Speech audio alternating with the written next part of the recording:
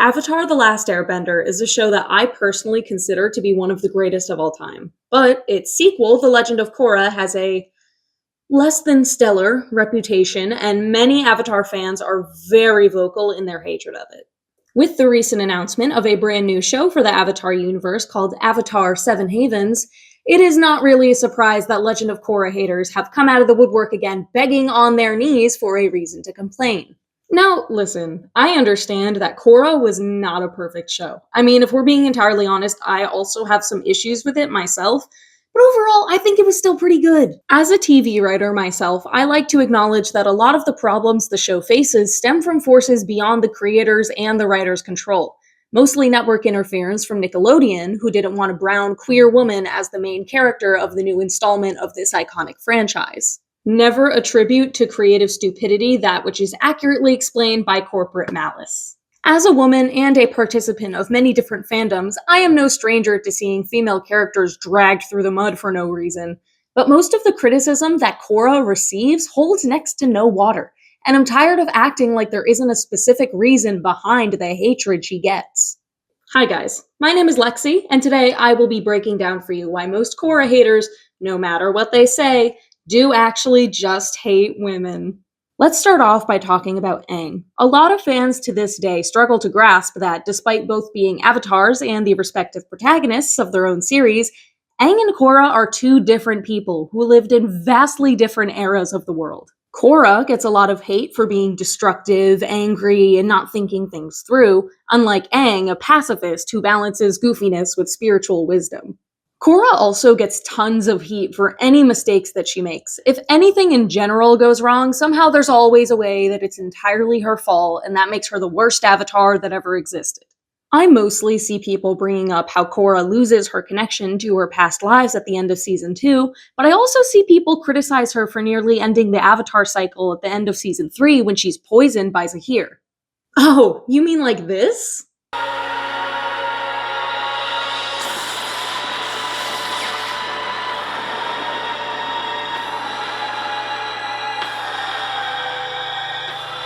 She also gets called weak for needing help from her friends. She can never do anything herself, and there's always some sort of thing that's gonna get her out of any situation. Oh, you mean like this?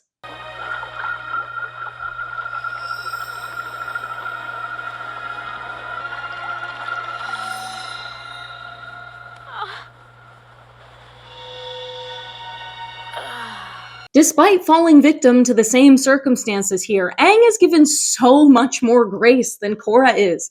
People call her the worst avatar ever for something that Aang literally did himself in the original series. There's also a lot of victim blaming going on here. Audiences automatically understand that being struck by Azula was something that happened to Aang, something he had no control over, and they have sympathy for him. With Korra, when she gets manipulated by her uncle into unleashing a 10,000-year-old spirit, or gets taken hostage and tortured by the Red Lotus, they treat it like it was a conscious decision. She's not a victim like he is, she's just an idiot who let these things happen. You can dislike the character, her actions, the story, but you can't in earnest say that you think Korra's weak or a bad avatar because of the exact same scenarios that you excuse Aang from. He also has his own weaknesses and faults, and both characters go through individual development, because that's what they are, individuals. Just because one is different from the other doesn't mean that they're bad, but it's also important to acknowledge what people are willing to excuse Aang from when they won't do the same for Korra. I also feel the need to point out that Korra gets criticized for being aggressive and hot-headed even though her entire character arc is centered around her changing from a reckless teenager obsessed with being the Avatar to a more patient and empathetic person. The craziest part about all of that to me is that I really think that Korra's story and personality are parallel to that of Zuko in Avatar: The Last Airbender. He's one of the most beloved characters in the whole franchise, but you will never catch anyone saying the same stuff they say about Korra about Zuko.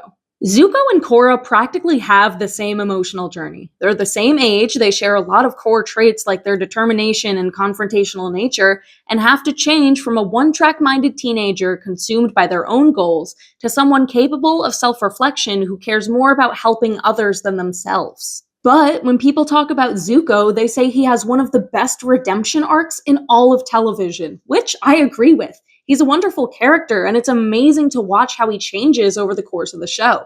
But why do people love him for the same reasons they despise Korra?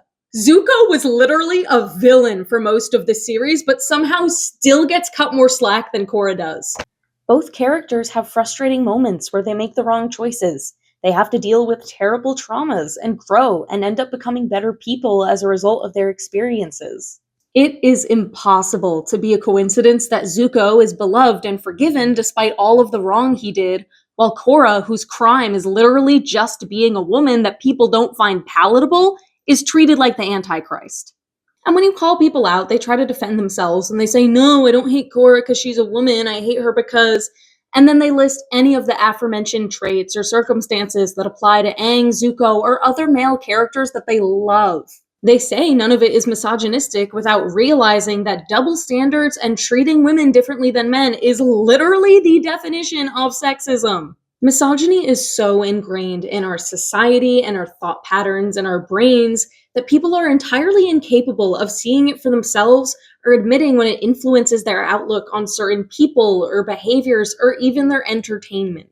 It's easy to hate, and it's easy to subscribe to internalized ideals that don't require you to do a lot of self-reflection, so the way people treat Korra's character can provide a lot of commentary on their views. Again, you can dislike the show, and that's a perfectly fine opinion to have. Just try to be mindful of how those opinions are formed, because if you love Zuko for the same reasons that you hate Korra, you might want to think about what differences exist between them and how that might be affecting what you think about her. There is so much more that I could say on this topic, so hit like and subscribe if you think that I should make more videos like this, and thank you for watching.